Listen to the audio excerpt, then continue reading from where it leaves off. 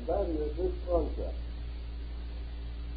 that any number of separate parts, when brought together, create a new unity. And explore a little further the thinking of Pythagoras on this subject and possible applications in modern philosophy and in modern living. We decided that if we took 6 little sticks and brought them together, we no longer conceived them or considered them as 6 separate items, but we created the term 6 as a new compound symbolic definition. And this 6 was a unit or a unity composed of 6 parts. But we have or did establish the concept of a unity of consciousness toward these parts. Now this introduces what Pythagoras calls the numerated soul. And he likened it to a quality in the universe, considering it to be a natural attribute of the divine geometrician, the great architect of the world, who designed all things according to number. The numerated soul is that mysterious intangible which comes in to ensoul or totalize groups of parts. Thus the 6 single sticks are really separate things, but the concept of 6 is possible because of the numerative soul in the world, which creates out of all separate parts an indissoluble compound. It then ensouls this compound totally, bestowing unity. We have the same thought in the Bible, where the reference is made, if 2 or more are gathered together in my name, I am in the midst of them. This gathering or totality results in the ensoulment of things by a composite being, which becomes the factor of intelligible unity, causing these separate things to become oneness, or something that we can liken to an analogy. Supposing we have 6 fairly large pieces of wood. A carpenter comes along, and of these 6 pieces of wood, he fashions a chair. Now this chair is actually these 6 pieces of wood, and as they laid along in a row, gave no concept of a chair. Yet when certainly joined, according to the skill of the carpenter, they become a chair. Where are the 6 sticks of wood in the concept of chair? And where is the chair in the concept of the 6 separate sticks of wood? Something has happened. And out of these pieces of wood, perhaps not especially useful in their original condition, has been created a new thing, a thing which has a name and a meaning, totally different from the individual pieces of wood. Yet it is composed of them plus one thing, the ordering power of the carpenter's mind. Therefore, in the universe, all things are composed of separate parts plus the organizing power of the divine intellect. Man is a series of elements, of heterogeneous parts and members, which have neither integration nor organization, is separated from the builder that inhabits them. Therefore, at death, there is a decomposition of the body, which is merely the resolution of parts back into a native substance. And the power which takes the body, made up of innumerable monads, or separate units, and fashions it into a compound capable of sustaining the life of the individual and advancing his various physical, emotional, and mental activities. This compound is composed of parts plus an organizing mind. And this organizing mind, in animate things, we call a spiritual being.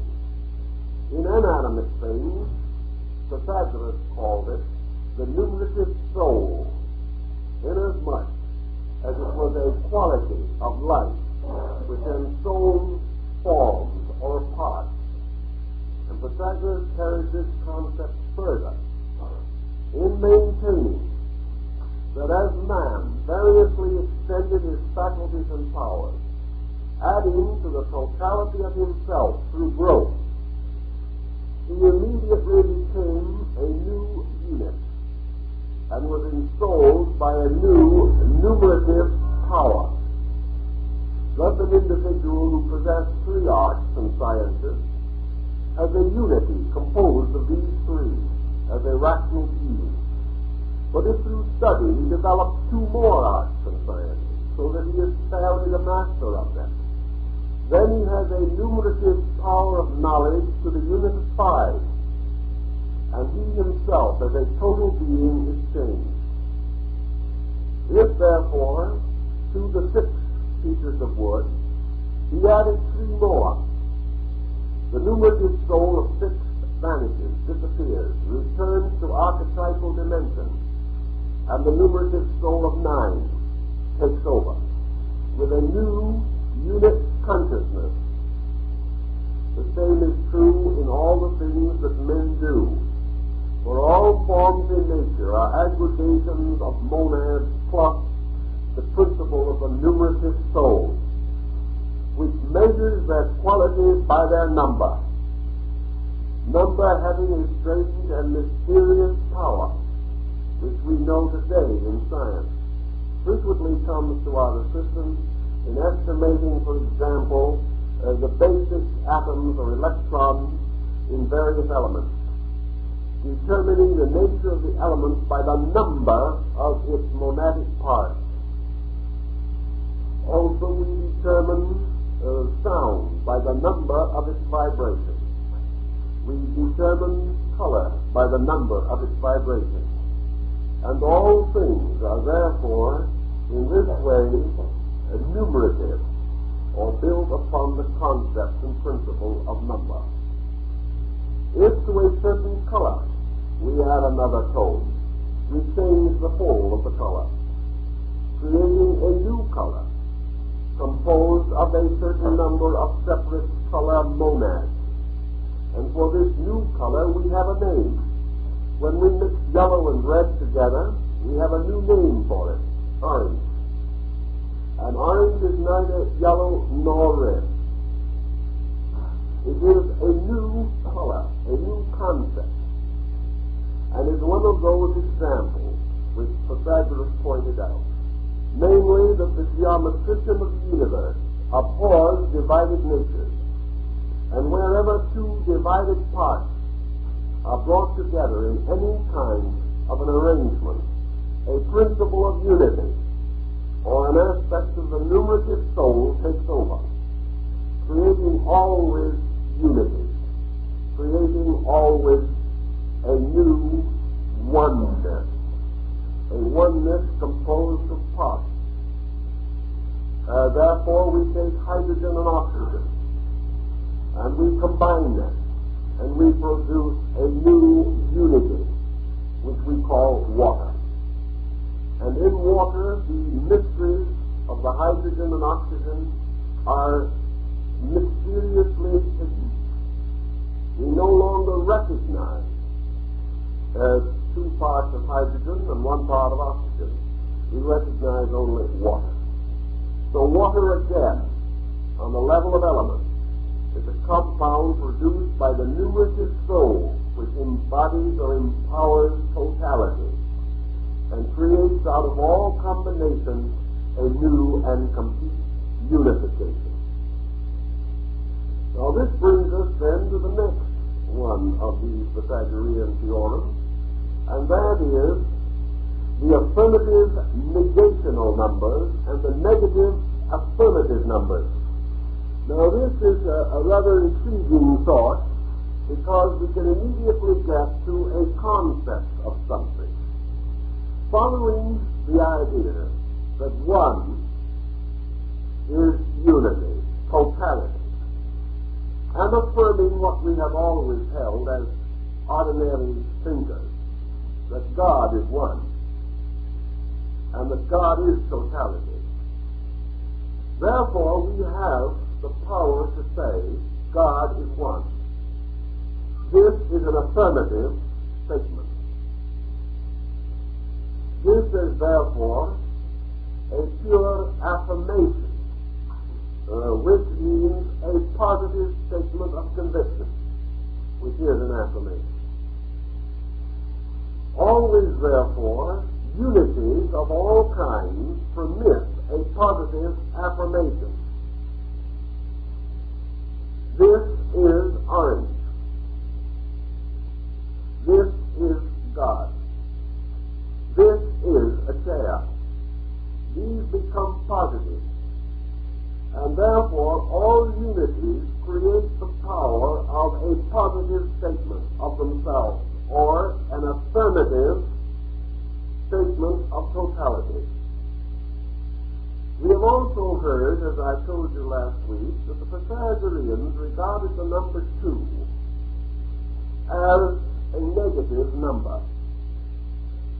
Therefore, representing as it does in the universe the principle of diversity,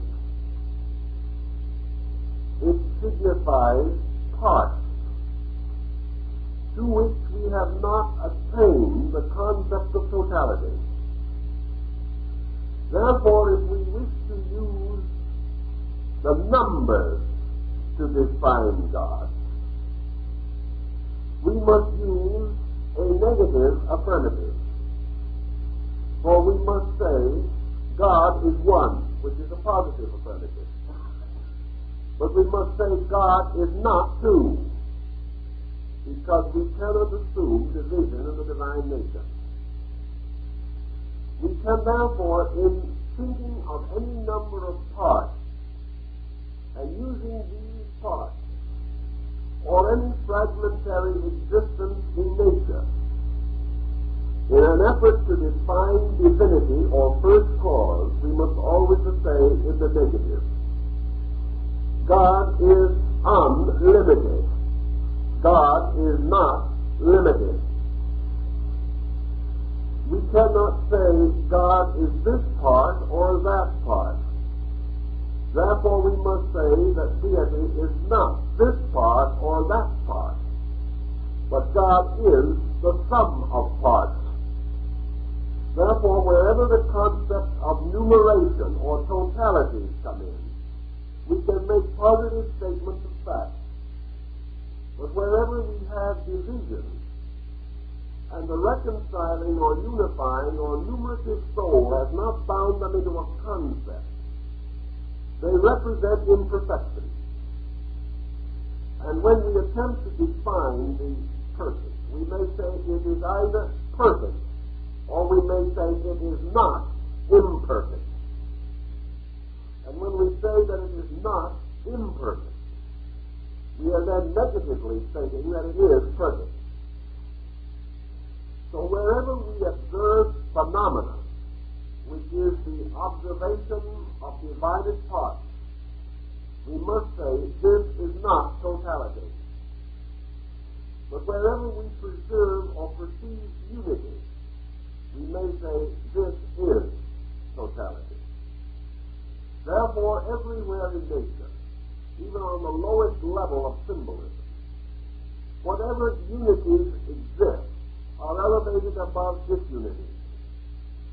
And if of a number of things we must choose one to symbolize deity, we must naturally choose that in which there is the least diversity or the greatest unity.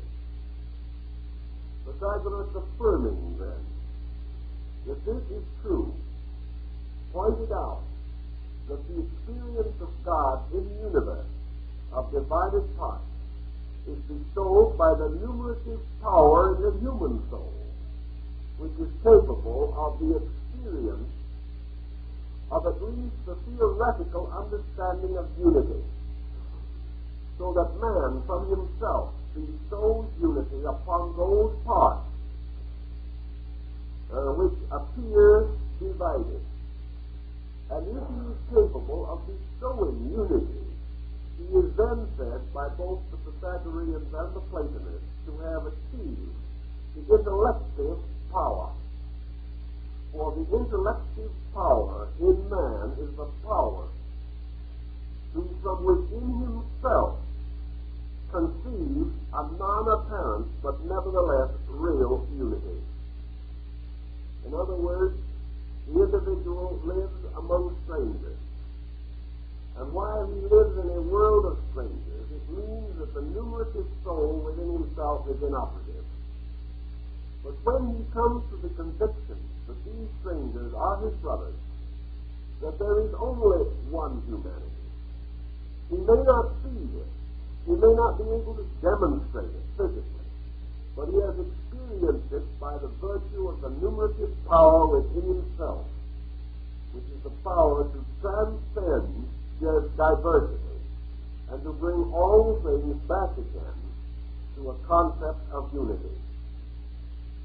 Thus man, seeking for God, imposes unity, because within his own consciousness he has the internal numerative power to recognize that deity is numeration and creation is number. And therefore, to discover number is to observe diversity. To experience numeration is to recognize that all diversities are parts of unity. And therefore, he can intellectually conceive unity. This is also referred to as archetypal mentation, or the power to perceive patterns through things. The things themselves are arranged by the orderly powers of consciousness into patterns.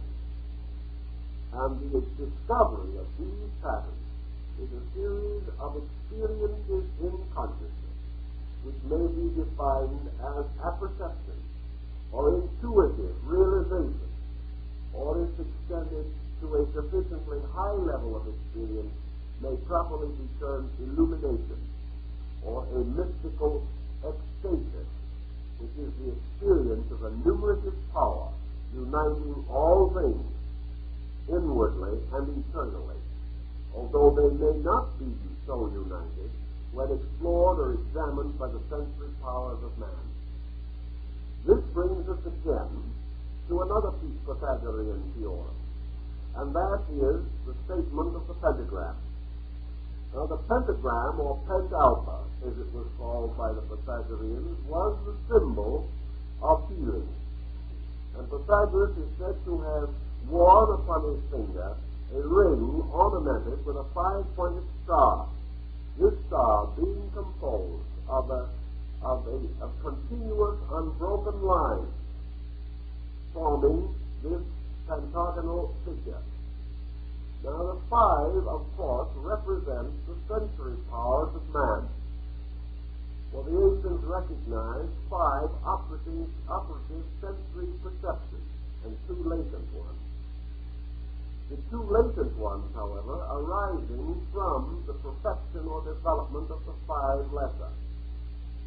Now, as these 5 senses which man possesses are in themselves separate, they may be likened to 5 sticks, or 5 of anything.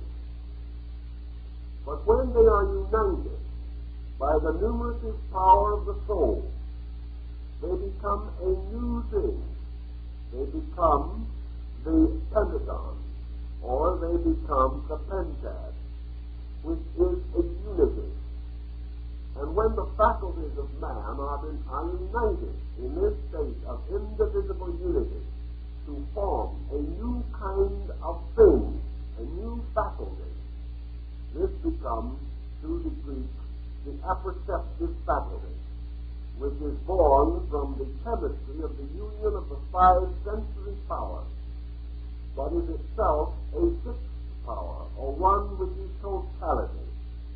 And this sixth power immediately assumes the proportion of unity, and is therefore capable of the true perception, or true examination of phenomena. Because it is this power added to the five which permits the five senses to perceive all things as unity, rather than as diversity when reported by their separate powers. We see then that there are a great many different ways in which the Pythagorean arithmetic becomes a key to study and theory and logic and reason in many different branches of human experience. Now we have another interesting and important thought here, and this is Aristotle's system of what he calls converging nullities.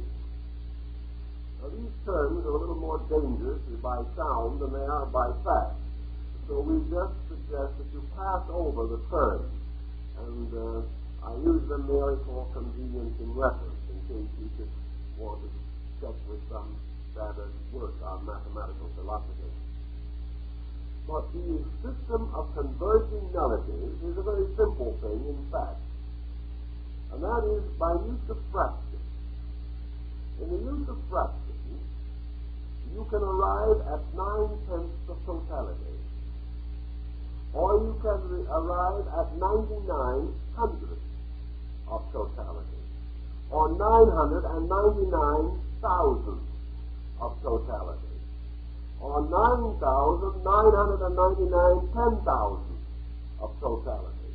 But in your system of fractions, you are always going to fall short of totality.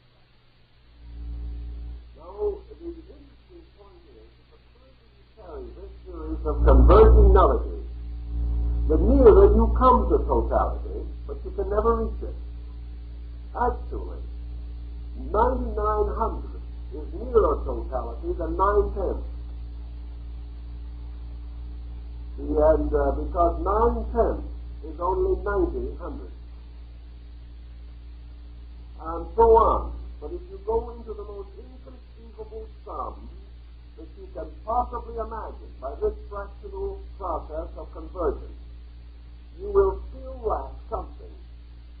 You will always lack one part of the total fraction. In 9/10 you lack 1/10. In 9,900 you lack 100. In 999,000 you lack 1,000. So if you go on far enough, it will seem as though you should be able to drift to totality, but you can never do it, because there will always be one lacking. And here Pythagoras used this to represent another way of approaching the concept of the numerative soul, for this missing unit, or this missing fractional unit, always represents that which falls short of totality. And yet wherever it is imposed in any of its strength or of weight, it immediately consummates totality. Therefore, unity as a concept or as a numerative principle added to any deficient thing creates totality. Thus it becomes a kind of negative representation. That does not say that God and one is a majority, but rather says that any number plus God is totality. And this becomes a curious concept, because one, in this case, also represents the principle of indivisible unity, which imposed at the end of all diversity will restore unity. Now, Pythagoras pointed this out in a very interesting analogy, which has very practical consideration for it. Namely, that man may gradually grow upward from various percentages. He may grow from 1/2, to 2/3, to 3/4, to 4/5, to 5/6, and so on to infinity. But he will always fall short one of totality. He cannot reach it on the fractional basis without the addition of totality. And this totality implies to Pythagoras that man, through intellection, through growth, through study, through science, philosophy, art, music, literature, may gradually reduce the interval between himself and totality. But the final consummation of totality is the bestowal of grace by God itself, which is the missing number, which cannot be supplied by the fractional part, but must be bestowed. Therefore, the totality, which represents the completion of any task, like the mysterious missing capstone of the pyramid, you can build as far as you want to in number, but you must always have the concept of the divine number, or the divine power 1, added to any of your works before that work can be perfect. This he developed quite extensively, but I think for our purposes that will carry the general thought and give you the principle upon which this operates. Now we also have another group of numbers. In fact, there are probably 200 or 300 of these number pattern groups. We cannot touch them all, we won't try, but we will try to point out a few to give you the general picture of the implications of this extraordinary philosophical speculation. We find, therefore, among the Pythagoreans what was called the sieve of Eratosthenes, the sieve of the numbers. For as a sieve allows certain small materials to pass through, but blocks and stops larger materials and can pass through the sieve, so there was a mathematical sieve by which all numbers were inevitably divided into 3 kinds: perfect numbers, superabundant numbers, and deficient numbers. Now, perfect numbers are the rarest, inasmuch as the perfect number becomes the symbol of absolute equilibrium. There is only one perfect number between 1 and 10, one perfect number between 10 and 100, one perfect number between 100 and 1,000, one between 1,000 and 10,000, one between 10,000 and 100,000, one between 100,000 and 1,000,000, and so on. In each of these major divisions, there is only one perfect number. The simplest and most common of the perfect numbers is the number 6, which is the number between 1 and 10. The reason why the number 6 is termed a perfect number is because the sum of its parts is equal to itself. A half of 6 is 3, a third of 6 is 2, a sixth of 6 is 1, and 3, 2, and 1 equal 6. Now, those are the only possible divisions that can be made, equal divisions, that can be made of that number. And the sum of the parts equals the number. Therefore, this is termed a perfect number. 8, for example, can only be divided in certain ways. A half of 8 is 4, a fourth of 8 is 2, and an eighth of 8 is 1, which makes 7. Therefore, this is a deficient number, because the sum of its parts is less than the number itself. We take the number 12, for example. A half of 12 is 6. A fourth of 12 is 3. A third of 12 is 4. A sixth of 12 is 2. And a twelfth of 12 is 1. The sum of these is greater than 12. Therefore, this is a superabundant number. Now, in this problem, superabundant and deficient numbers are comparatively common. And the reason that Pythagoras made use of this particular calculation is to exemplify, in part, the importance of equilibrium in the achievement of human consciousness. Therefore, according to the Pythagoreans, where the parts are in excess of the totality, we have a superabundant number. Where they are deficient of the totality, we have a deficient number. Now, this has to do with the power of the numerative soul to control the totality. Because with the exception of one class of numbers. The numerative soul in man is not capable of controlling all parts. And those parts which are not controlled are called deficient numbers, are called superabundant numbers. Those in which the control is unable to mask the lesser parts, and the totality is therefore hypothetical in the presence of a power not properly developed or organized. We have a deficient number. But where the parts and the whole are equal, we then have a true number, or a perfect number. And the study of arts and sciences, particularly, has to do with this.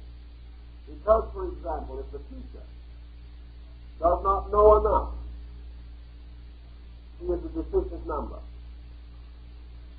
If, on the other hand, the teacher, knowing much, does not take into consideration the ignorance of the student, he is a superabundant number.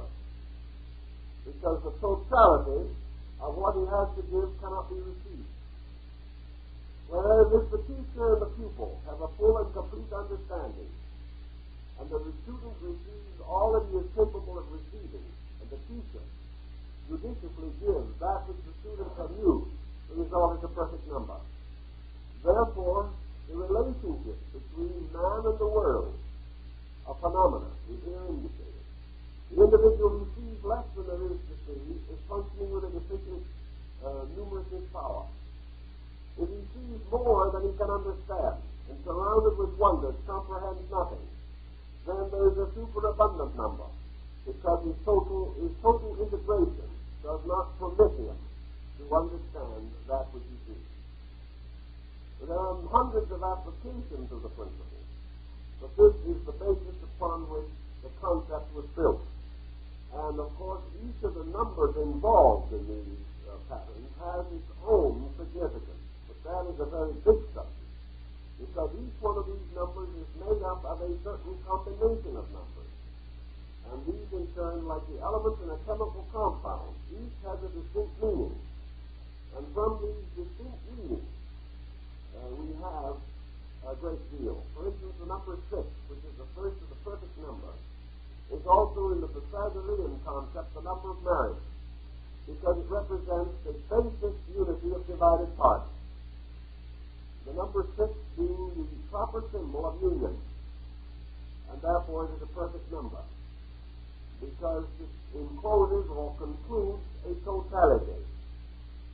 And of course, the three divided parts of the number, the half being 3, the third being 2, and the sixth being 1, becomes the basic family unit, father, mother, child.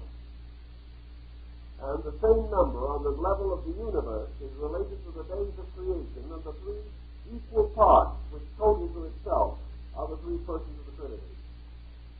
Every part of this numerical system becomes extremely complicated, but out of it, almost anything that you wish to conceive and rationalize and understand can be developed, so that it becomes a magnificent system of theology as well as a system of science.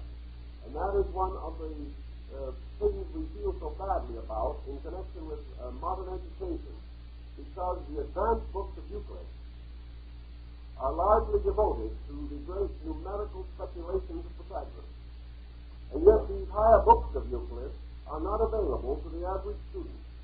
And the so-called Euclidean mathematics that we have merely carries us through those primary parts which are concerned in barter exchange, architecture, and things of that nature, and give us no concept of the great philosophy of numbers with which Euclid himself was well familiar, and which he attempted to develop in his more advanced works, which are not even available to the public in general today. So the mathematical subject becomes a very much bigger one when we first realize or understand. Now, out of this problem also, we come to what has been termed the motion of number, which is one of our primary considerations this evening, so we're going to have to take more time with it. I wanted to try and sort of sprinkle in a little bit of Pythagorean thinking, so you'd have some grasp of the field of his mind and how the mathematical philosophy developed. Now, the motion of number is either from 1 to 10 or from arithmetic to geometry. The ancients reasoned, therefore, that on a horizontal plane, the numbers unfolded from 1 to 10. On a vertical plane, they fell from arithmetic to geometry. And this double motion of number became very, very important in their philosophy. Now, Pythagoras, like all the ancients, began the entire concept of mathematical philosophy with the hypothetical dot. The dot, or point, is the beginning of all form, all numeration, and all motion. The dot itself is the principle of numeration, and the circle is the circumference of number. Therefore, the dot precedes and the circle terminates. The dot precedes the descent from arithmetic to geometry, and the circle consummates the extent or extension of numbers from the 1 to the 10, or the cycle, the complete cycle of numbers. Thus, in a sense, the circle is an exoteric dot, and a dot is an esoteric circle. The dot is archetypal. The circle exists in the sphere of creation. Therefore, it is customary to conceive of total being as a dot, and of total existence as a circle. And the dot placed in the circle is being in the center of existence, or being in the center of the cycle or circle of its own field, or its own extension into totality. In the Hebrew Kabbalah, the dot and the circle are placed in the form of a human eye. The opened eye being the symbol of manifestation, and the closed eye being the symbol of the universe in absenta, or in suspension, in the divine mind. Therefore, creation was represented in the Kabbalah by the opening of the eye of the Great One, or the Great Being, which immediately reveals the mysterious mathematical form of the dot and the circle, or the central point of the eye in the field of the iris. Now, the dot, by motion, can move only from itself. It can never approach itself, because it is hypothetically forever centered. Therefore, the only possible motion of a dot is away from itself, and this motion is called a line. And the most primary of all lines is the number 1, which is the first vertical drop of the dot. The dot, descending from its own state into the circumference of the circle, first produces a line. This hypothetically becomes the radius of the circle also. But the dot, extending itself away from itself, creates the line, which is the most simple of all the basic mathematical forms, and the line itself becomes 1. Now, the line, moving away from itself, can produce only another manifestation. For a line moving from itself produces a circle, because all of the line has to move. And the line moving away from itself causes a flat surface. Therefore, this is the second, or area. And this area sets aside a certain level called a plane, and becomes the basis of a different level or concept of existence. And when the surface moves away from itself, it can move in only one direction. The whole surface must move. Therefore, a surface moving away from itself produces a solid. And there we have the fall of arithmetic into geometry. And the solid, the most simple of all mathematical solids, is the tetrahedron, or the four-faced symmetrical solid composed of each face of a triangle. This is the smallest number of faces that can enclose an area. Therefore, if you will consider carefully your mythological and your religious systems throughout the world, you will realize that the number 4 is always very closely associated with the concept of God. Now, the concept of God in this sense is the concept of what the ancients call the demiurgus, or the creating deity. In other words, the God in creation and of creation. The God that moves upon the face of the deep. Deity in the sense of a creating power. This is not absolute deity or absolute being represented for the dust. This is deity moving into quantitative and qualitative manifestation. Qualitative manifestation being determined by the geometrical solid, and quantitative manifestation by the extension of the numbers from 1 to 10.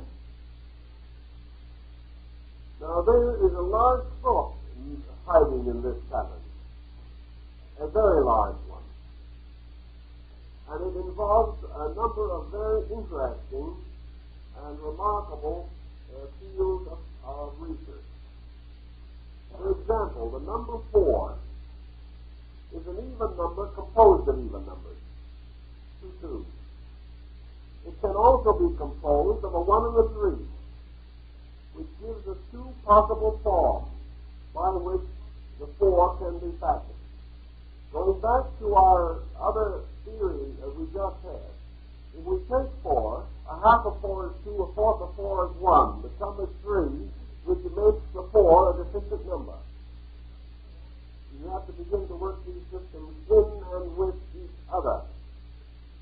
Therefore, we recognize that the ancients understood the 4 as the symbol of creation, of the objectification of the material universe as the 4 elements and as the great field of form generation. Therefore, the number 4 is the archetypal number of form, and the concept of form and the solid, the release of the solid form, gives us form and solid as being identical in concept. Now we go to another interesting point, which is made for the Greeks and also has been made for the Hindus, and one that we are comparatively unaware of. Namely, that creation is a deficiency rather than an addition. Creation is not what we think it is.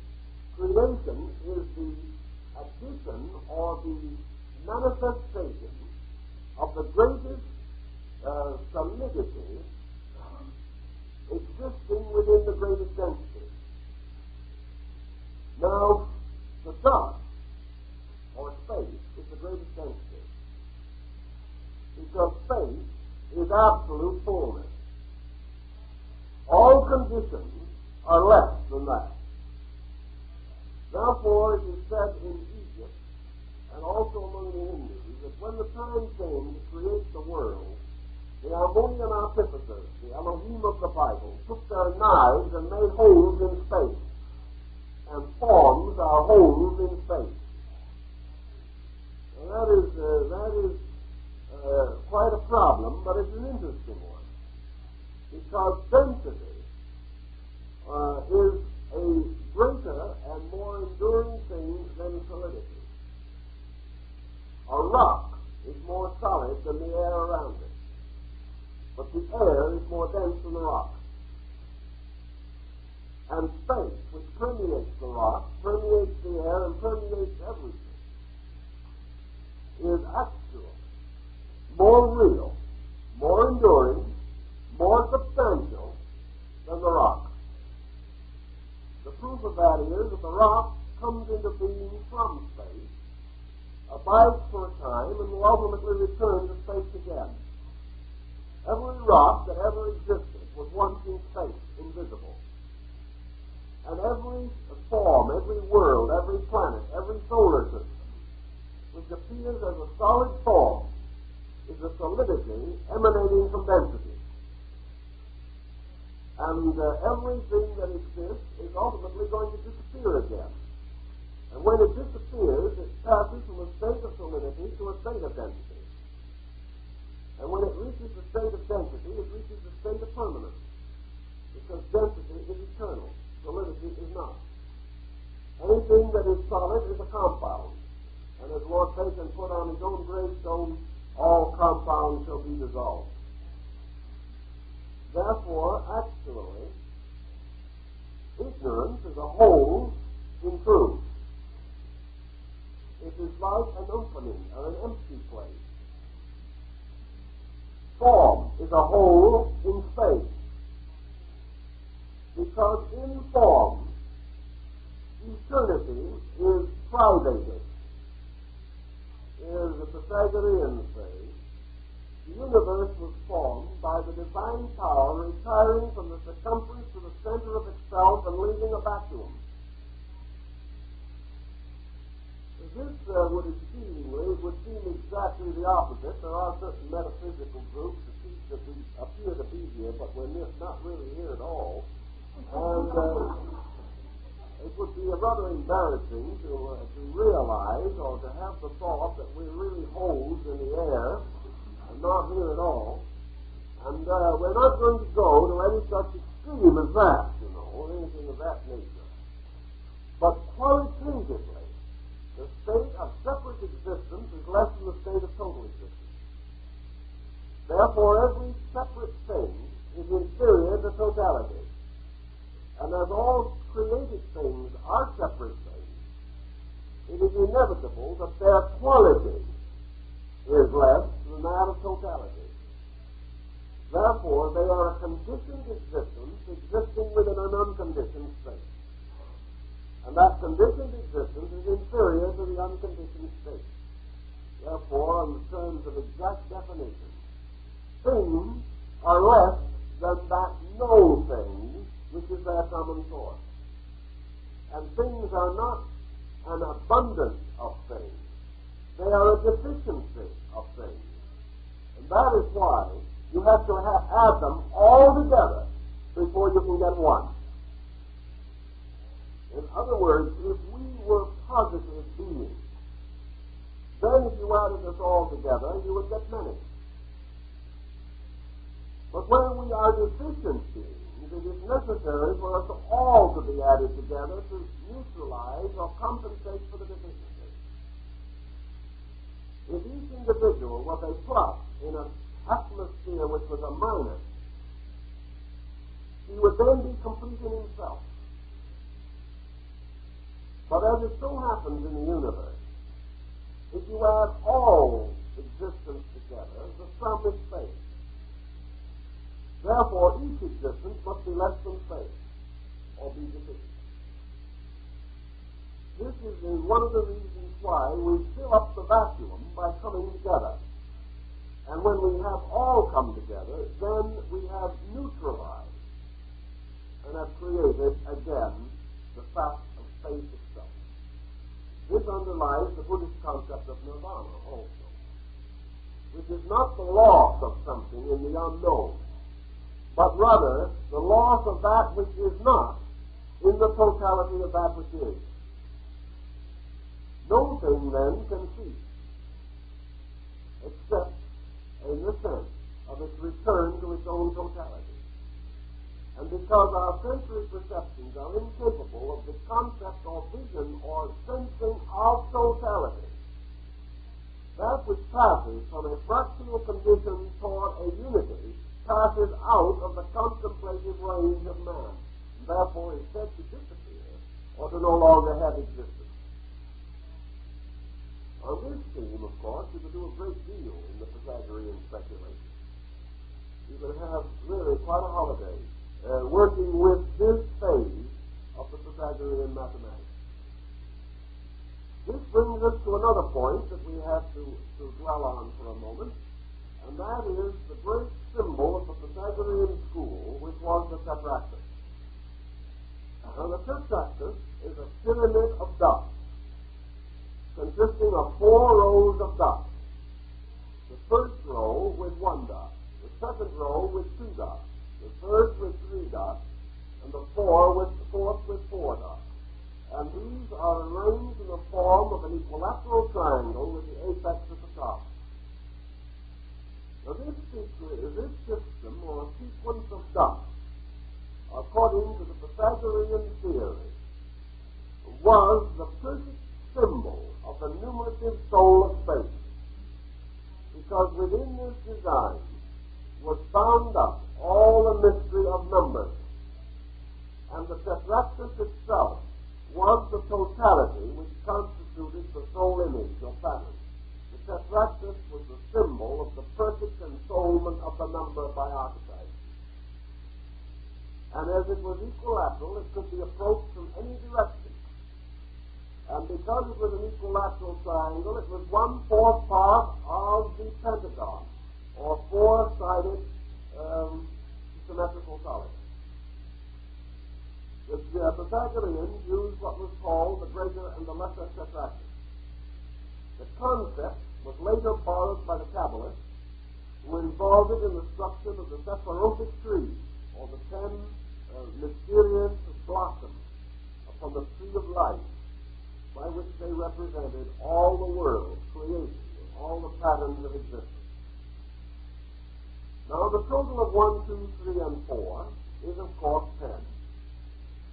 And therefore, these dots complete the decimal unit. And the Pythagoreans held them in their various combinations in the greatest and the most profound regard. They became a pyramid of number. The pyramidal form itself being the form of the Greek letter D, or delta, which in itself is the first letter of the name of deity.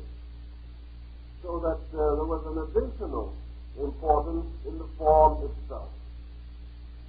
The Hebrew mystics took the same design, and instead of the dot, they used little marks resembling commas, which were the Hebrew letters Yod, the most sacred or fire letter, the Hebrew letter which peculiarly symbolized spirit and life. Later, the Tetractys was used also Kabbalistically in connection with the Tetragrammaton, or the four-letter name of God, which we pronounce Jehovah, which is composed in the Hebrew of 4 letters, I-H-V-H. Therefore, in arranging the dots, they placed the I on the first line, I-H on the second line, I-H-V on the third line, and I-H-V-H on the fourth line, letting one of these letters, therefore, represent each of the dots. From this they formed also an equilateral triangle, in this sense composed of the name of God. And the most important of the names for deity to be found in the Kabbalistic system, a word which is not usually spoken by an Orthodox Jew. When he reads it in the Bible or comes across it in sacred writings, he substitutes the word Adonai, or Elohim, to signify Lord or Lord of hosts.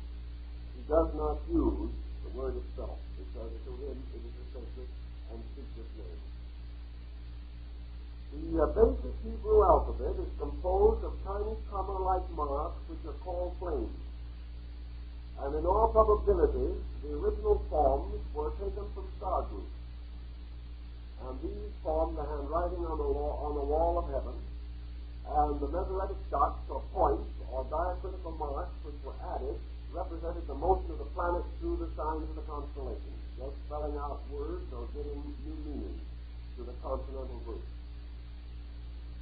So in the Hebrew mysticism and in the Greek also, we find the tremendous importance, Kabbalistically and magically, of this mysterious symbol, the symbol of the Tetractys. Now the Tetractys arranges the dots, therefore, upon 4 levels. The first level having only 1 dot, the second level 2, the third level 3, and the lower level 4. Thus there is an automatic division into 4 rows of dots, of which the first row, of course, contains only the single dot. Also, in arranging these dots, a certain number of intervals come into existence, the spaces between dots, and it is relating to the problem of intervals that we have the motion of number, because motion is always motion through or across intervals. And everything that exists in intervals. study of philosophy, we become gradually more and more conscious of interval and less conscious of incident. Incident is to us formal, relating to solidity. Interval is non-formal and relates to the principle of density. Therefore, solidity moving through density is thing moving through interval. Now, the example of this on a practical level can be taken from the philosophy of history. We have, for example, historical incidents. We know when Columbus discovered America. We know that there is nothing less important than the memorization of that date. We know 1492, but it means nothing apart from context. The fact that in 1066 William the Conqueror stubbed his toe on the soil of England is also a magnificently unimportant fact. And this gives us what the Pythagoreans expressed as the danger or menace of facts. Because all facts are static. The spaces between them are dynamic. All things, therefore, are in themselves factual. The intervals between them are susceptible of something greater than fact. For a fact is different from a truth, and a truth is different from a reality. Consequently, when we study history, or we take words, it is not the words themselves, but their arrangement that becomes necessary through the transference of ideas. And this means that some people with a very large vocabulary never say anything. And some of the greatest teachers of English in the world have never had a thought. They have a magnificent instrument, but they've never used it. Because the facts or the substances themselves are meaningless unless you put them to work. And a thing to work must have space to work in. And space is interval. You cannot get a carpenter to work unless he has elbow room. He has to have space. And space requires motion and implies it. And all action implies the need for space in which to move. And of course, this we can't help but remember at this time one of the pet problems of ancient knowledge. If you can solve it, why, you're very good. One man by the name of Euclid, not our friend the mathematician, but another Euclid, which is a common name in Greece in those days, is said to have committed suicide over this problem, the problem of motion. He said, for a thing to move, it must pass from the place where it is to the place where it is not. And as all things must be inevitably in the places where they are, can anything move? That thought cost him his life. He was never able to solve the mystery. What he did not have probably possessed was the Pythagorean realization that the motion of the dot produces the line. Therefore, things can move. And yet, the motion of the dot in producing the line does not take the dot away from where it is. It merely extends the dot into a dimension. And this dimension, in turn, is the principle of motion. Now, to return for a moment to the problem of history. History is significant only because of perspective upon a problem. History is a point. Now is a point. Now is a point of importance because of two intervals represented by two other hypothetical dots. So on one side of now is a dot which is called the past. And on the other side of now is a dot which is called the future. And between the past and the present is an interval. and between the present and the future is an interval. Now, our estimation of values forces us to bridge the interval between the past and the present, and leads us inevitably by the imaginative power of the mind to bridge the interval from the present to the future in the terms of the preceding interval. We follow the admonition of the Babylonian deity Nebo. What has been, will be. Therefore, we say, 500 years ago, people did a certain thing, and this happened to them. Therefore, if today we observe people doing the same thing, we assume that in the interval of the future, the same thing will happen to them. Thus, by means of these two intervals, we orient the present, and we use the past as an instruction, and we face the future as an opportunity. We also recognize that the interval of the future is always partly bridged from both the present and the past, but that these bridges are susceptible of modification. And as Pythagorean expressed it, nearly every individual who is working for the future is trying to modify the inevitable. He is trying to make some changes, lesser or greater, in patterns which otherwise will remain unchangeable. That is the basis of politics, the basis of education, the basis of reform, is that if the future extends in terms of the present, it will be inadequate. Therefore, the problem of the contribution of the individual or of the collective to the modification of the inevitables of the future, these efforts constitute change or motion, qualitative motion. Now, quantitative motion and qualitative motion are two different things.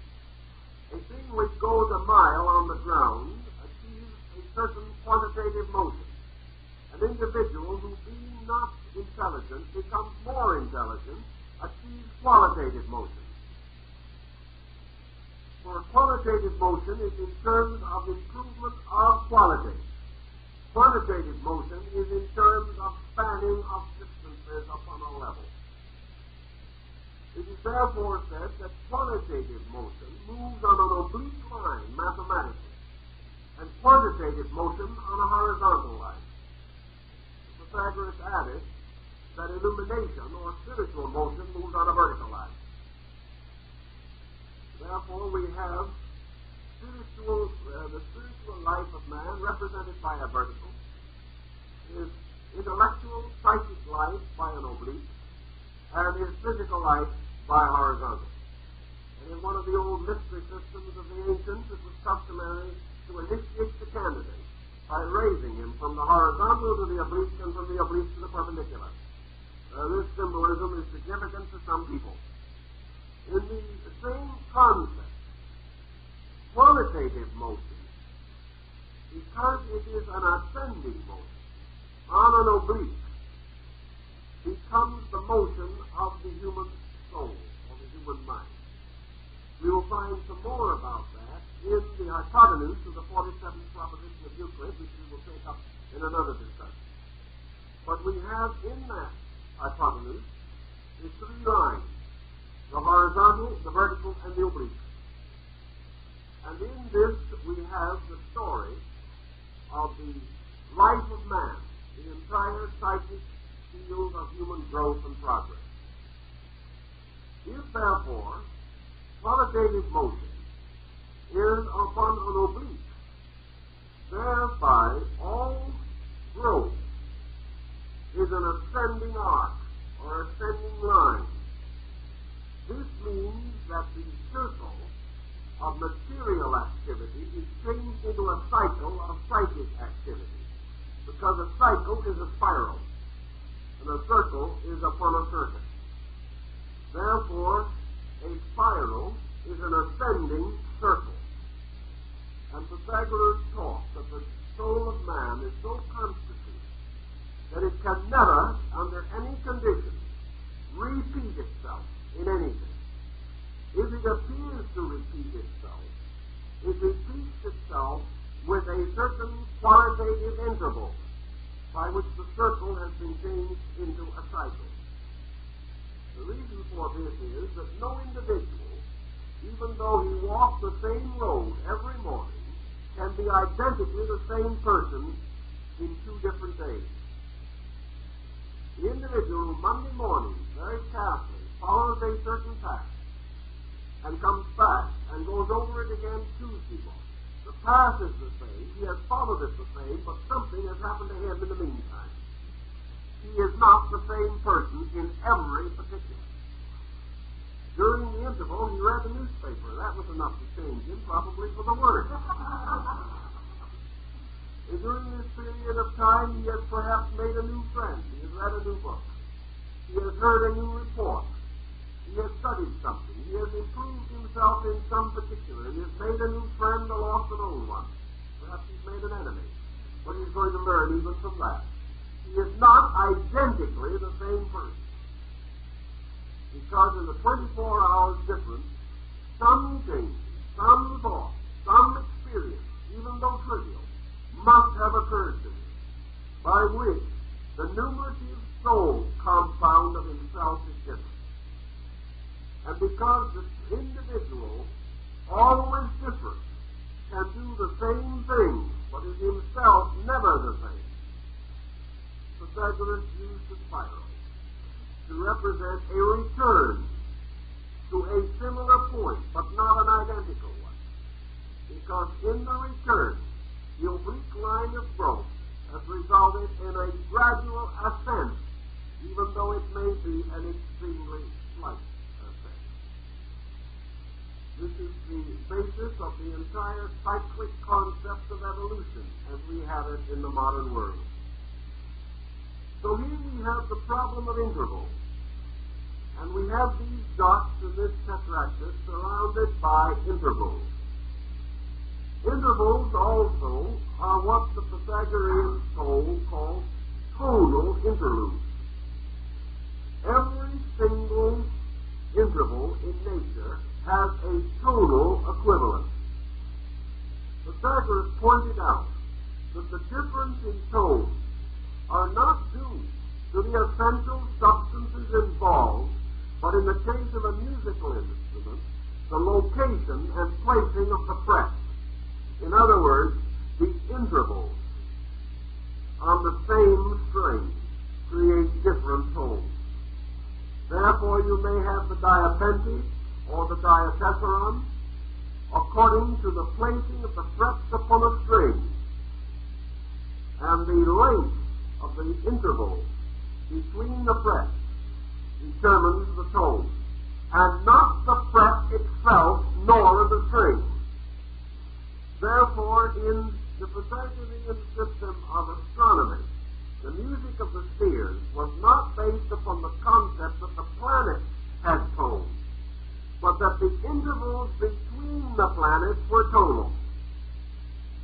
Therefore, Pythagoras divided the heaven from the earth to the empyrean into a single chorded instrument, which he called the celestial monochord.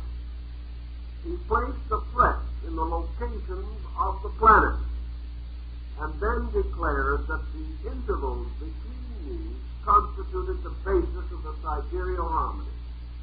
The Greeks, accepting this process and concept, created their idea of modal music, the mode being arrived at by the rearrangement according to mathematical formula of the frets relating to the various strings, in the same way as we tune an instrument today. Thus we come back to a very important point in connection with the Tetractys, namely that all these rows of numbers consist of numbers and intervals. Now, for example, on the lower line, we have 4 dots. These 4 dots, therefore, enclose a certain number of intervals. And how many intervals do we have between 4 dots? Quick, somebody. 3. I just want to make sure everyone's awake. All right?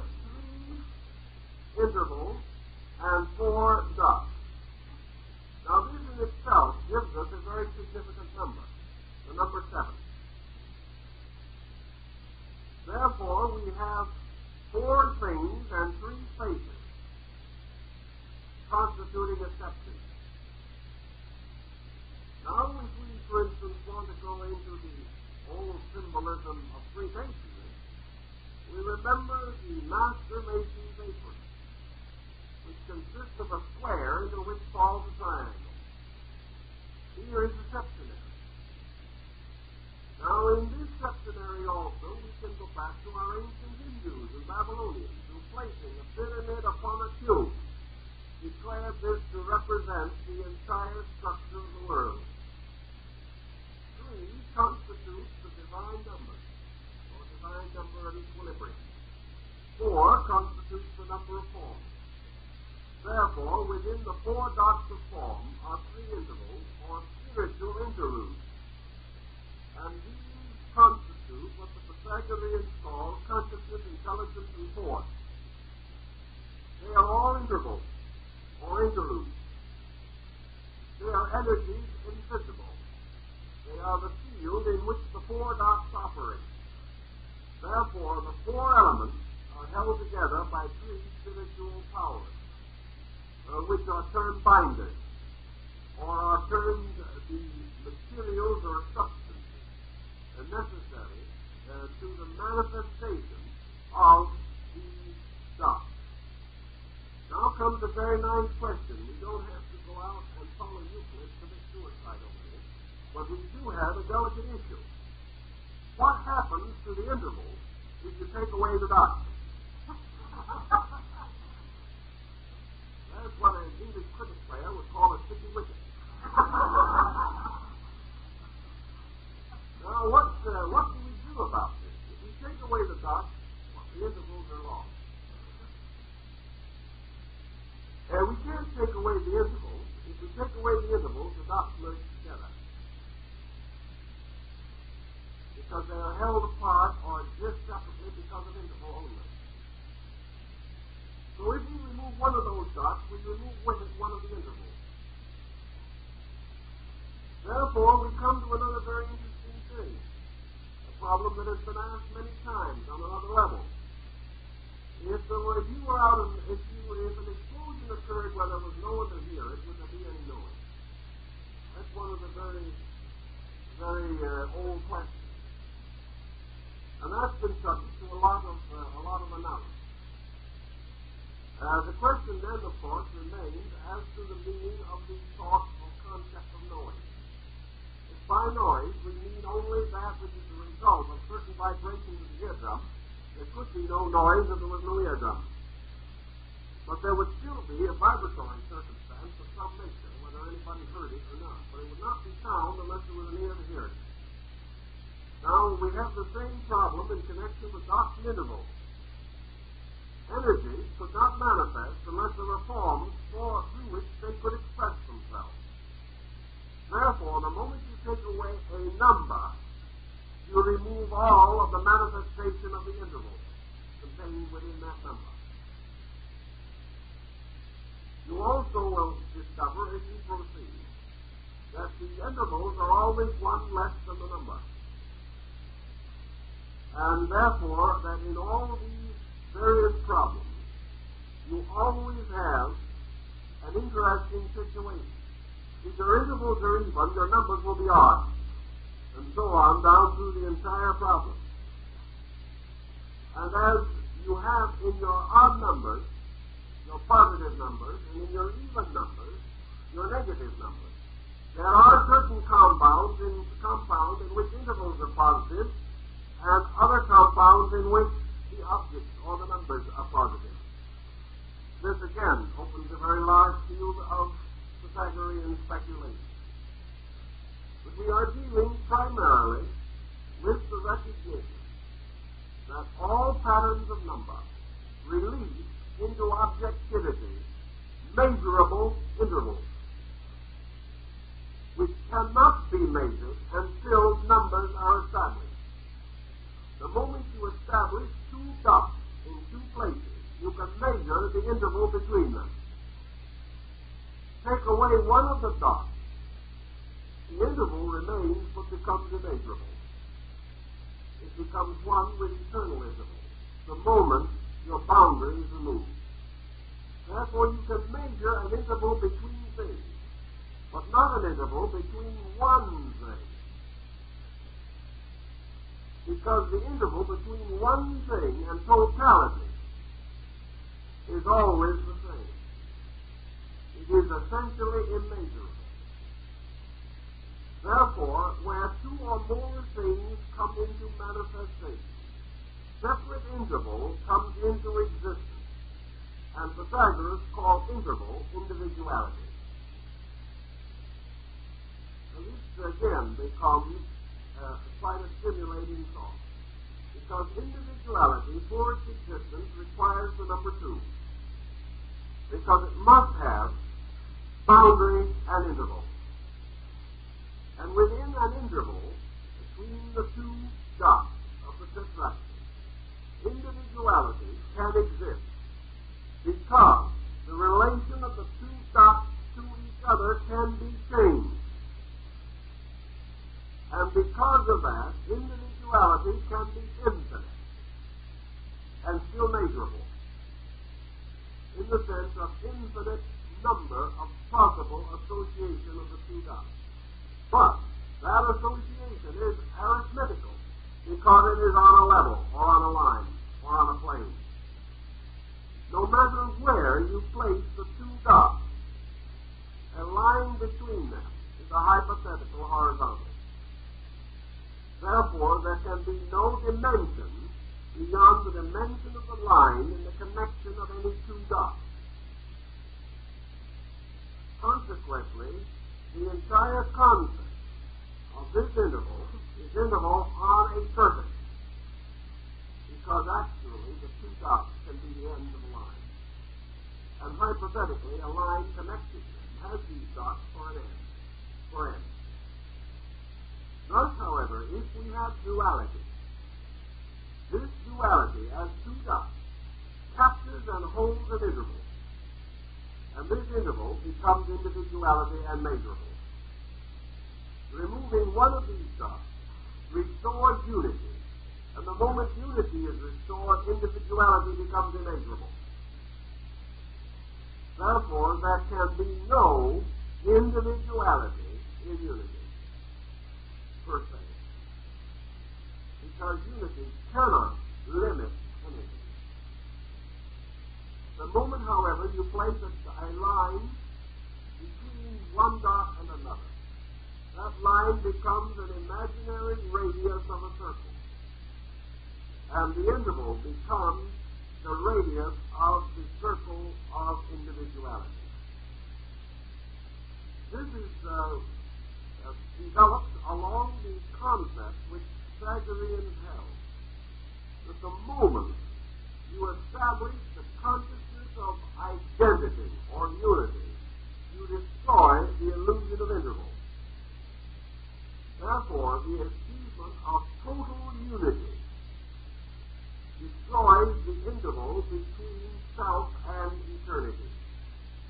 For the universal is equidistant from that which is only one dot.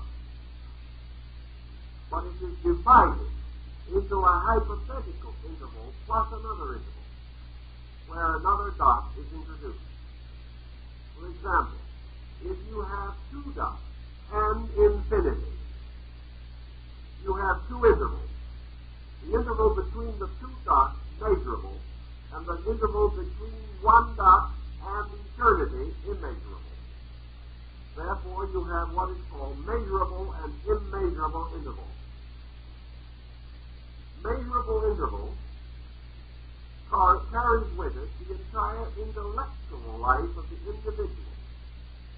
And if you assume that these two dots are then connected by a thread, that thread is the single cord of the monochord.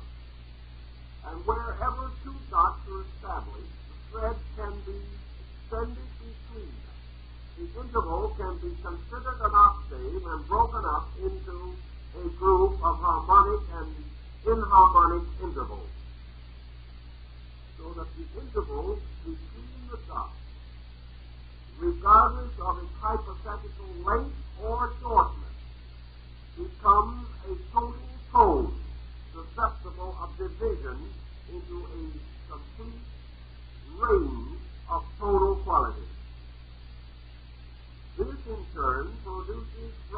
itself what the Pythagoreans considered to be the concept of the solar system and the universe.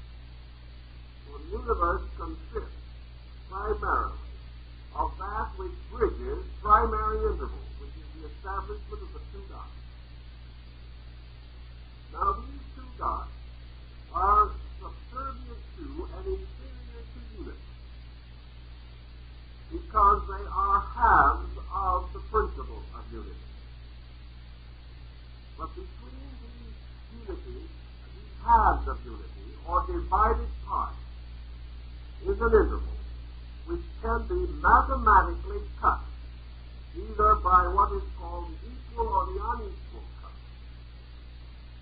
And by this equal or unequal process of cutting, an entire group of psychic potentials are released along this thread or cord which unites two bodies in intervals. Now, we also have another use of the type of the concept of interval in music. We have interval in terms of pause or a break of tone. We have interval in terms of the spacing in rhythm and in practically all musical motion. So motion is rhythmic as it extends through intervals. And the various possibilities of these rhythmic motions through intervals become the basis of the various types of motion which can exist in space. Now, Pythagoras conceived of this primary interval as being broken into a series of unequal parts which are called numbers. And these numbers, extending from 1 to 10, are represented by frets, which give upon this string 10 possible tonal lengths. These tones, in turn, through their various vibratory lengths, produce by vibration another motion, because we have at this time considered only motion in terms of interval between two dots. The vibration of a string produces another kind of motion. This is the motion that you get, for instance, in an electrocardiograph. Because in an electrocardiograph, you have not only a motion on a level or on a line, but you have an eccentric motion, which we would say on the cardiograph is up and down. In other words, the motion is not a direct motion, but maybe a broken motion, a jagged motion, an angular motion, consisting of curves or angles, ascending and descending from the line.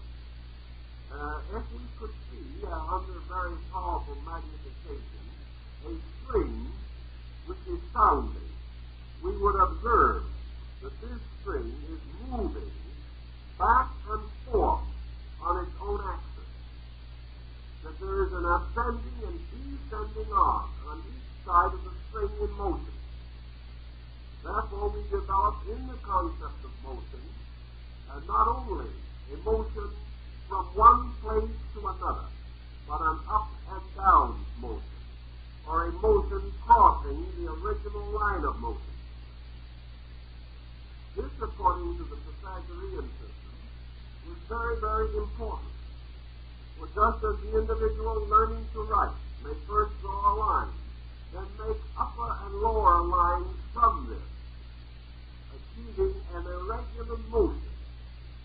So in the terms of the Pythagorean theory, this quality of motion not only occurs upon a line, but within the scope of a solid, inasmuch as hypothetically a solid could be constructed upon a line in motion, and the vibration of the line would strike all surfaces of the solid.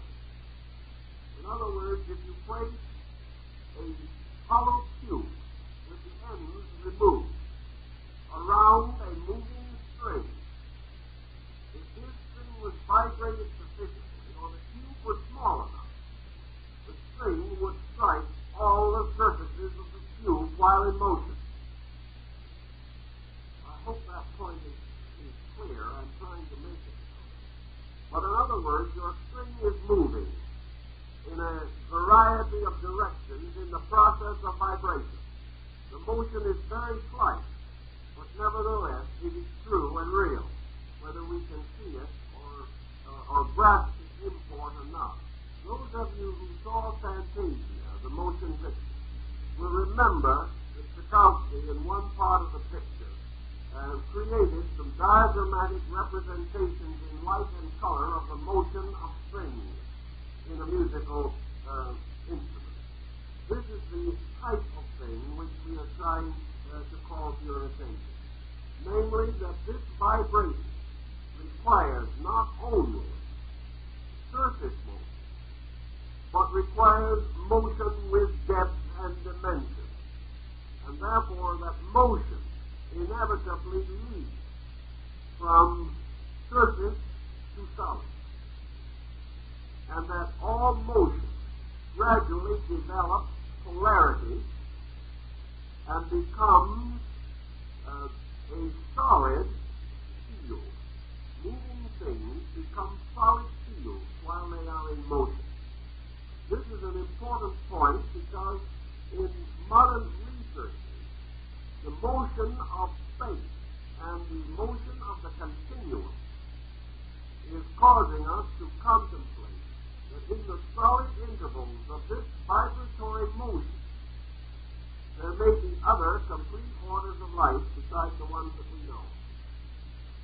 In other words, in the dimension of motion alone, there is a possibility that this same space that we occupy should be occupied with a multitude of other creational systems, which we cannot see and cannot realize and cannot know exist because they exist in the interval between the vibratory rates that we know or that we have come to recognize. In the interval problem, then, we have in the Tetractys of Pythagorean each dot surrounded by total intervals. The distance between all dots is the same, except upon the circumference of the figure. For the outer rows of dots have intervals to those below or above them, except for the top, which has only intervals downward, and the bottom, which has only intervals upward. But the figures themselves are surrounded by equal intervals, and the entire figure is suspended in interval itself. In other words, in total interval. It would be quite natural and reasonable, then, to conceive these figures as representing the entire theory of what we call today vibration, with which the ancients had already made calculations, but about which they did not have quite the concept of exactitude which modern science has made possible. But they were working upon this principle very definitely. Now, considering the Tetractys as monads, or as units of life, and following the concept of Leibniz in his monadology, we know that all forms are aggregates of monads, of which the Tetractys is the ideal archetype of organized forms. Therefore, we say that these monads, in themselves and of themselves, should be floating like specks of inconceivably minute dust forever in space, without organization or arrangement. We may assume with some of the early thinkers that these monads radiated sufficient energy to make impossible the striking of one against another. Even this, however, is a doubtful hypothesis. The second is that these monads could accidentally meet and merge and mingle, thus creating compounds. The Pythagoreans held a rather different attitude on this, however, because they used the principle of intervals to cover the entire concept of the field of monadal activity in space. Assuming that monads of themselves could not be superior to themselves, and that these various monadal units were relatively equal, though perhaps diverse in quality, but that they were not susceptible of domination over each other, and each had only a separate and complete subsistence in its own nature, and each was a unit of eternal energy in its own right. Then came the problem as to how these primordial monads were brought together in the organization of the universe. Leibniz suggested that there was a concatenation of monadal archetypes. In other words, that monads were parts of larger monads, these in turn of still larger ones, and that there was thus an orderly progression of monads, with infinite diversity at its lower extremity and unity as the supreme all-enclosing monad at its apex. In this thinking, of course, Leibniz was very, very much a Pythagorean, because he conceived of the single monad as being the all-inclusive archetype, and followed Pythagoras in the concept that distance and development and growth exist within archetypes. Now we think of archetypes as patterns, and many persons, even following the Platonic concept of archetypes, feel that these forms or images held in the divine mind are, as it were, sketched or drawn upon the surface of consciousness, and that all things, more or less, receive these impressions into their structure, and are therefore copied from ideal patterns. However, both Pythagoras and Leibniz were of the opinion that the archetype is the all-inclusive monad of anything. Therefore, that all things that bear a certain archetype exist always within that archetype, and that archetype occupies a place, and that place is the total sum of its own parts.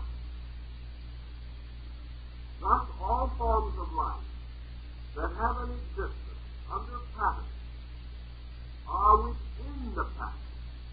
They are not merely copying it. They are not merely following it. It is not merely projected upon them. They are totally and continuously and eternally within it. Because all parts are but miniatures of the totalities of which they are parts. Therefore, they can never be separate from their own totality, except on the level of phenomena.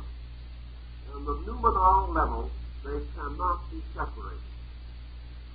Thus, the archetypal pattern of Pythagoras implies that the whole universe, everything that exists within a monadal archetype, which is the Tetractys, or the great sequence of the numbers, surrounded, as it were, by this flaming symbol of the upright triangle. A universe unfolding within the boundaries of consciousness, intelligence, and force, which are the lines of the triangle, or the three sides of the delta. This is the same delta, of course, that was said to have been hidden by the patriarch Melchizedek in the depths of the royal arches, and was later found and restored by Enoch and Methuselah.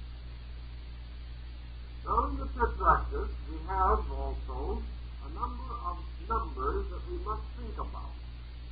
On the first row we have the monad alone. This tells us that one is superior to all.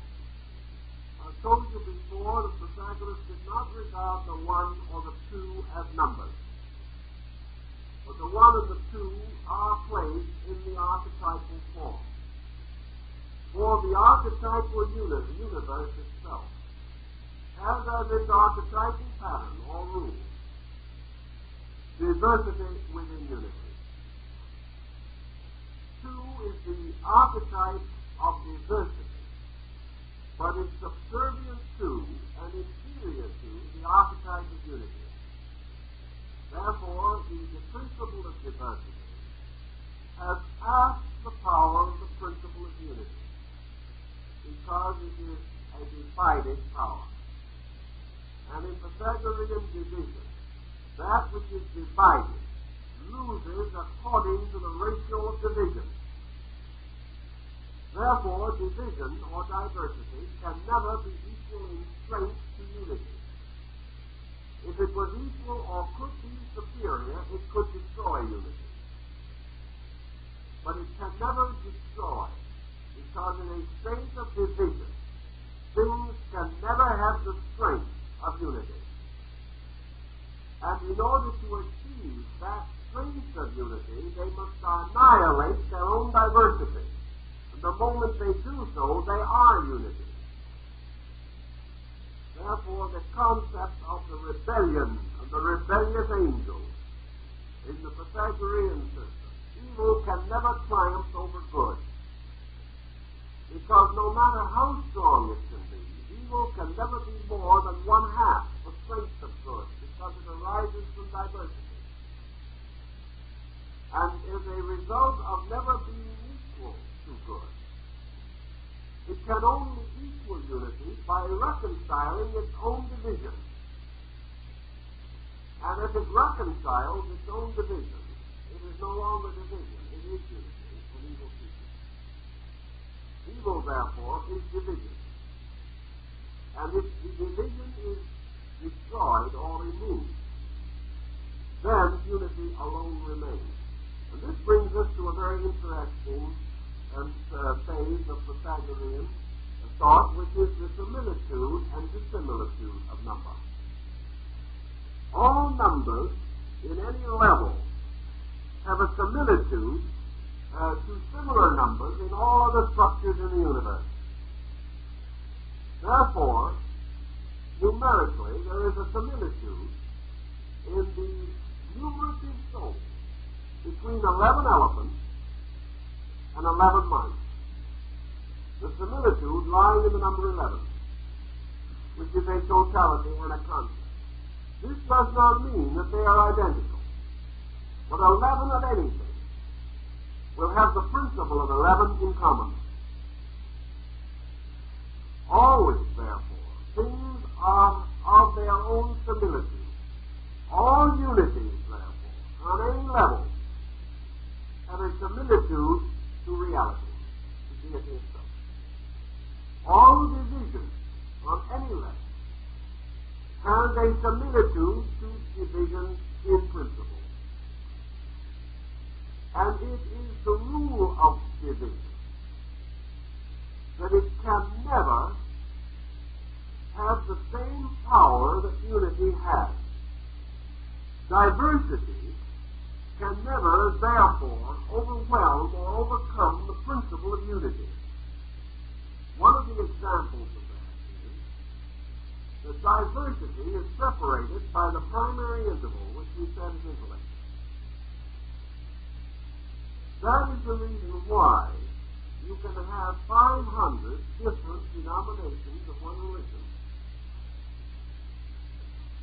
And while these denominations are measured by the interval of intellect, they'll never get together. They cannot unite while the interval remains.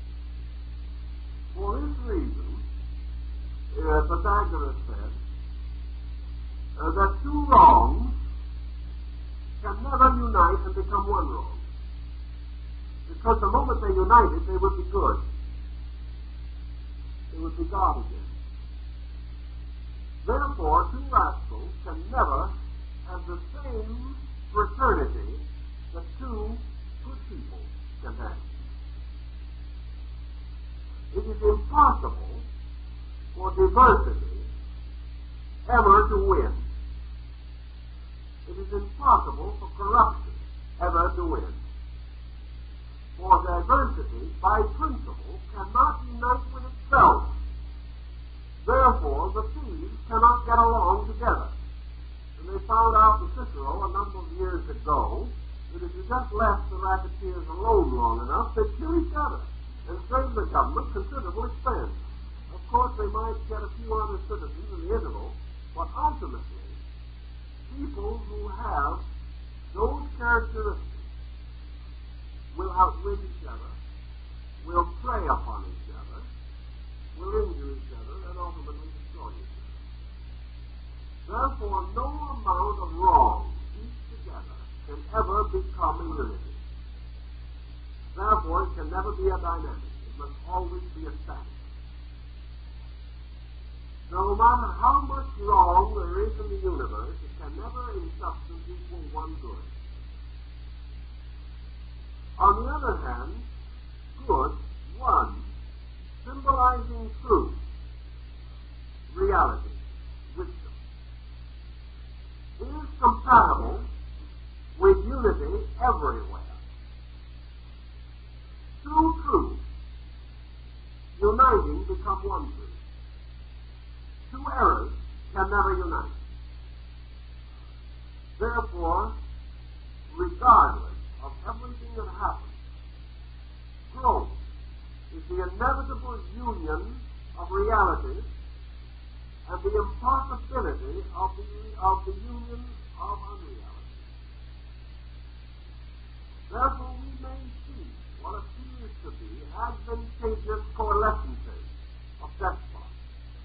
We may see dictators creating treaties, but these are not treaties of union, they are treaties of expedience. And if either of these men gets to a condition where he does not need the other, he will break the treaty. There is no integrity. Wisdom also is forever building, and all that men learn that is true becomes part of one ever-increasing truth. You may make mistakes, you may have to do it over again. Sometimes we thought it was true and it wasn't. But if it is not true, it will fall away. It cannot survive. But whereas truth are always coalescing, so that the good man of any faith will ultimately be one with the good man of any other faith. Because by their conduct, by their principles, by their codes, they have in common even what their words may deny. Realities build forever. Because realities are unities which unite to form unity. Because each reality is a unity.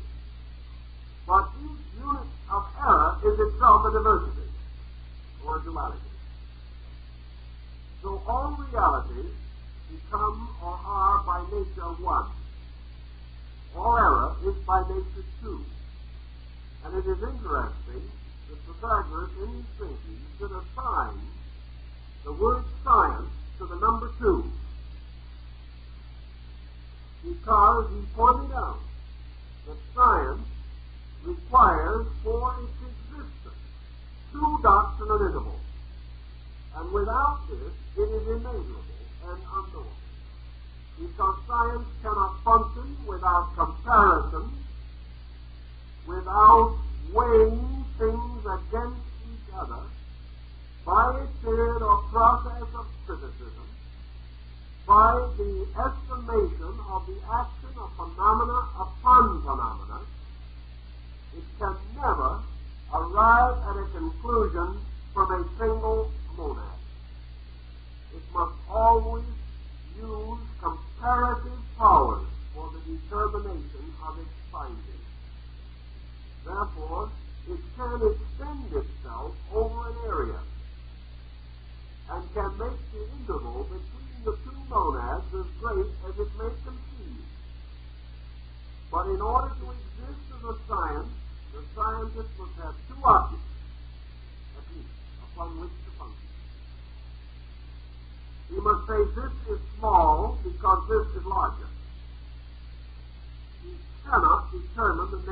time, because he has only relativity. And the concept of estimation based upon two doctrinal intervals is properly termed relativity, because it depends for all conclusion and deduction upon the weighing or estimating of one thing by another. Whereas Pythagorean said unity is the estimation of things by itself. Thus, unity represents intuitive or apperceptive comprehension of the unity of things, whereas all phenomenal knowledge depends upon duality. You can take an interval of two dots and you can place science on one end, philosophy on the other. Or you can take religion and science. Or you can come down to another level and you can say management and labor. You can come down to any level you want. You can then take all the articles or artifacts that are used in the maintenance of modern culture, government and the governed, credit, debit. You can go through every phase of a material culture and it subsists only because of two units and an interval. And therefore it belongs essentially to the sphere of diversity or duality. And because of that, these various activities can of themselves never coalesce. They can never unify, because they belong to a principle of diversity. And the only way in which they can be reconciled is by means of the numerative soul power in man, who alone can bind these things together. And to bind these things together, he must have the apperceptional power of the monad, which theoretically the Greeks would have called in the intelligible power of nature. In other words, the individual, to reconcile opposites of any kind, must obtain a position of unity superior to the opposite which he wishes to reconcile. He must therefore, in qualitative intervals, ascend above the duality. His own consciousness must be higher than division, or he can never reconcile divided parts. In every part of nature, therefore, in the moral life of man, the solution of a problem, and a problem is two doctrinal intervals, regardless of what the problem may be, because it is a problem perhaps of decision. Decision is two possible causes and their consequences, the interval. The only possible way of solving a problem of diversity is by attaining an apex of unity above it. This means that we can never solve a problem of living on a level. Therefore, we can never solve a problem mathematically. The solution to problem is geometric, because we have to move into other dimensions. As long as we are mathematical, we are functioning on the level of the motion of numbers. And the motion of number is from one to diversity. The only way in which we can transcend or unify diversity is through ascending up the geometric ladder from the solid to the surface, to the line, to the point. He makes a very great deal of this. Of course, his thinking on it is much more complete than we have been able even to speculate this evening. All we can do is take a few symbolical points out of it, because it would take years. It took his own disciples 30 and 40 years to get the first principle. So we're not going to make it this evening. But we can suggest certain lines of speculation. Now, in Plato, we have the same thinking in a little more simple, familiar terms, in the contrast between Plato and Aristotle. We have, for instance, Aristotle, who would walk into the city and try to understand it by counting the streets and the houses. And he would gradually come to a conclusion, and he would finally make you a drawing of the city. And the drawing of the city would be comparatively accurate. But it is very possible, as the old saying goes, which most of you know, that he would never see the city for the houses. He would become constantly more and more immersed in the details of the city. And probably somewhere along the line he would find something so devastatingly interesting in the city that he would stay there for the rest of his life. Plato, on the other hand, assumed that the proper course for man is to first climb up the mountain and look down on the city. And having first seen the city as a totality, then to descend into the city, bearing always in his mind the total picture, then explore the streets and become immersed in the details. He could then do it safely because he had already a vision of the city which he could not lose. And therefore the city from that time on had a meaningful topography for him, far greater than it could possibly have been had he begun to examine first the streets. So that in this sense of the word, the man who climbs up onto the mountain takes the position of the one dot at the top of the pyramid. He stands there and looks in all directions, including downward. He sees the entire pattern of the unfoldment of the order of both numeration and number. He may then go downward into the city, and he may take science, or he may take art, or he may take music, and he may become greatly involved in these little dots and the intervals between them.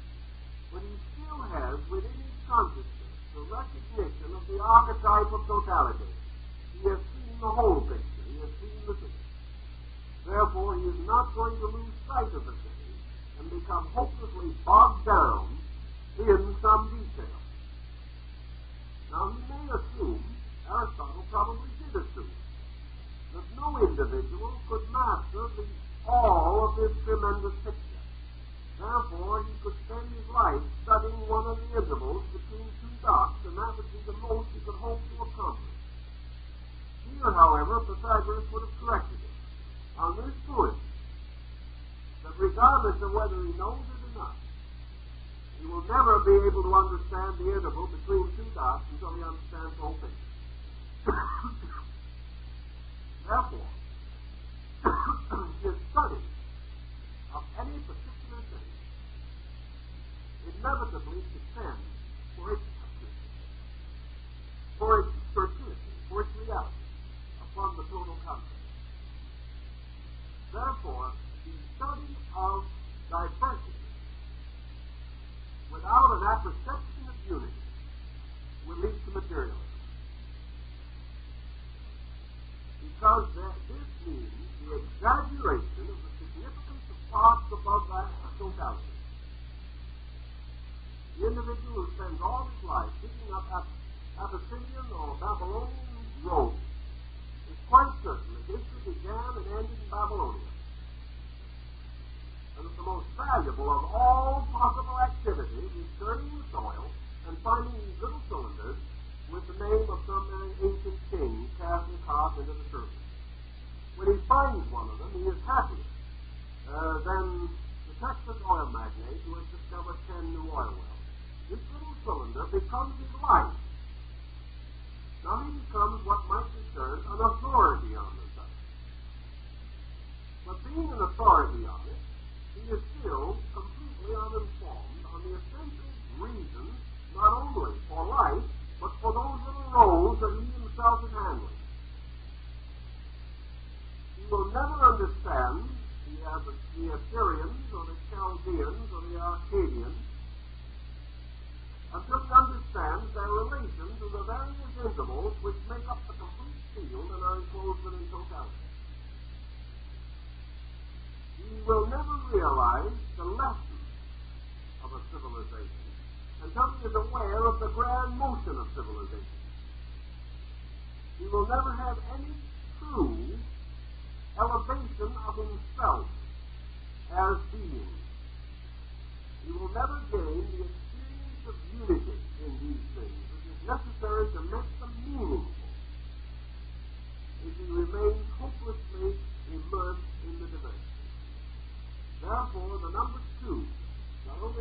becomes the number of signs, but it becomes the number of specializations.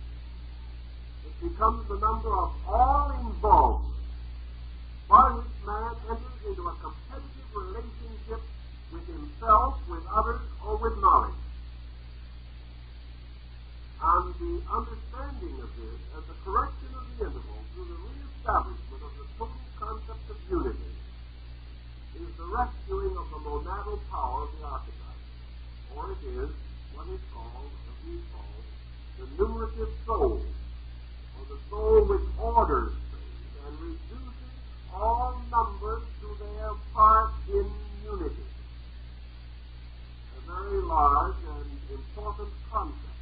And it takes much more time sometimes to talk about these things, and it's much less profitable than the experiences which the individual himself has. And each person, whether he knows it or not, frequently establishes unity without knowing that he is doing so, because he is instinctively following the habit of the numerative soul within himself. So Pythagoras pointed out one other point that is very valuable, namely, that unity is something which is natural to things. Diversity is something that is artificial to things. Unity represents the eternal state of the divine nature. God, in order to create, had to perform a separate and distinct action. Therefore, this action was artificial to the nature of deity itself. And a man, in his contemplation of existence, is naturally good, but must create evil. Everywhere in the universe, unity is a natural thing unless it is artificially prevented from existing or manifesting. Men must therefore dynamically misunderstand in order to have difficulty. And so-called misunderstanding is simply a lack of understanding, and lack of understanding is lack of unity, or lack of the unity's power in consciousness. Therefore, diversity is an artificial condition, which is not permanent nor real, but only apparent. Whereas unity is a natural and eternal condition, real though not apparent. But through the philosophical study of number, the reality of unity can be mathematically demonstrated, and the unreality of diversity can be mathematically demonstrated. And in this way appeal to certain minds so constituted that they are naturally inclined to accept upon this level. Now there's more to be said, and let's say this.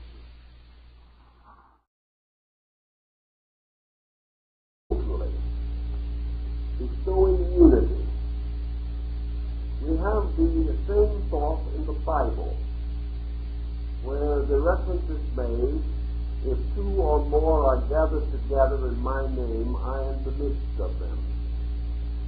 This gathering or totality results in the ensoulment of things by a composite being, which becomes the factor of intelligible unity, causing these separate things to become oneness, or something that we can liken to an analogy.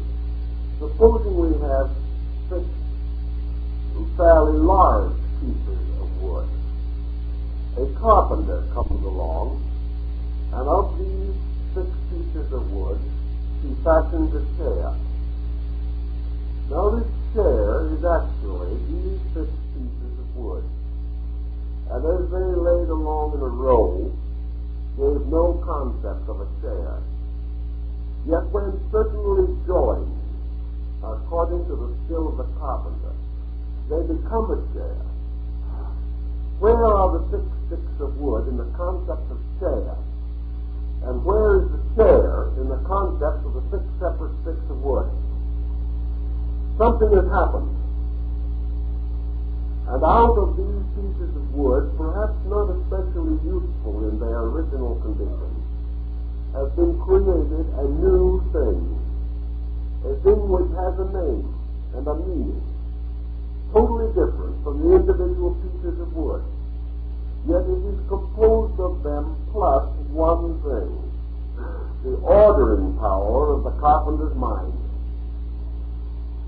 Therefore, in the universe, all things are composed of separate parts plus the organizing power of the divine intellect. Man is a series of elements, of heterogeneous parts and members, which have neither integration nor organization, is separated from the builder that inhabits them. Therefore, at death, there is a decomposition of the body, which is merely the resolution of parts back into a native substance. And the power which takes the body, made up of innumerable monads, or separate units, and fashions it into a compound capable of sustaining the life of the individual and advancing his various physical, emotional, and mental activities. This compound is composed of parts plus an organizing mind. And this organizing mind, inanimate things, we call a spiritual being. In inanimate things, Pythagorean called it the numerative soul, inasmuch as it was a quality of life which ensouled forms or parts. And Pythagoras carried this concept further in maintaining that as man variously extended his faculties and powers, adding to the totality of himself through growth, he immediately became a new unit and was ensouled by a new numerative power. Thus an individual who possessed 3 arts and sciences has a unity composed of these 3 as a rational being. But if through study he develops 2 more arts and sciences, so that he is fairly the master of them, then he has a numerative power of knowledge to the unit of 5, and he himself as a total being is changed. If therefore to the 6 pieces of wood he added 3 more, the numerative soul of 6 vanishes, disappears, returns to archetypal dimension, and the numerative soul of 9 takes over with a new unit consciousness. The same is true in all the things that men do, for all forms in nature are aggregations of monads plus the principle of the numerative soul, which measures their qualities by their number, number having a strange and mysterious power, which we know today in science, frequently comes to our assistance in estimating, for example, the basic atoms or electrons in various elements numbers. Now this is a rather intriguing thought, because we can immediately get to a concept of something, following the idea that one is unity, totality, and affirming what we have always held as ordinary thinkers, that God is one, and that God is totality. Therefore, we have the power to say God is one. This is an affirmative statement. This is therefore a pure affirmation, which means a positive statement of conviction, which is an affirmation. Always, therefore, unities of all kinds permit a positive affirmation. This is orange.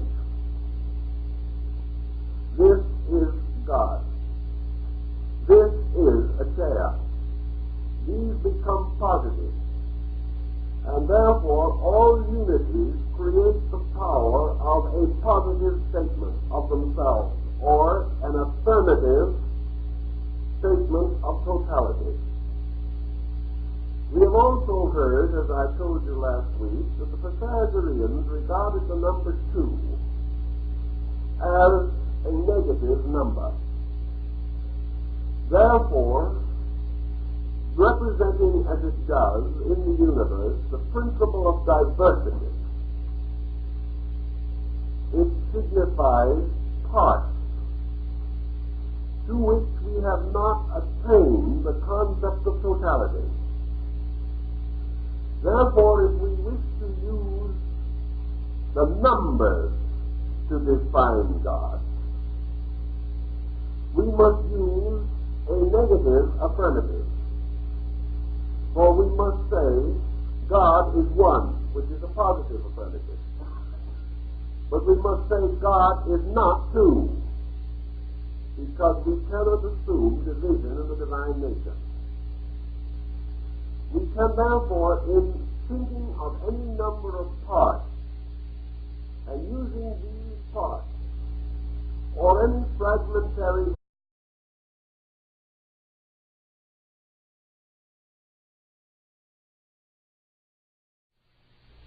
we want to first recapitulate one point which we emphasized rather strongly last week, and that is this concept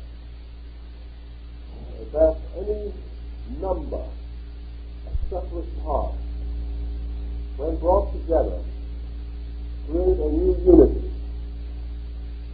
And explore a little further the thinking of Pythagoras on this subject and possible applications in modern philosophy and in modern living. We decided that if we took 6 little sticks and brought them together, we no longer conceived them or considered them as 6 separate items, but we created the term 6 as a new compound symbolic definition.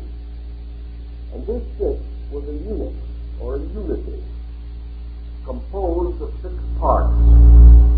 But we have, or did, establish the concept of a unity of consciousness toward these parts. Now this introduces what Pythagoras called the numerated soul. And he likened it to a quality in the universe, considering it to be a natural attribute of the divine geometrician, the great architect of the world, who designed all things according to number.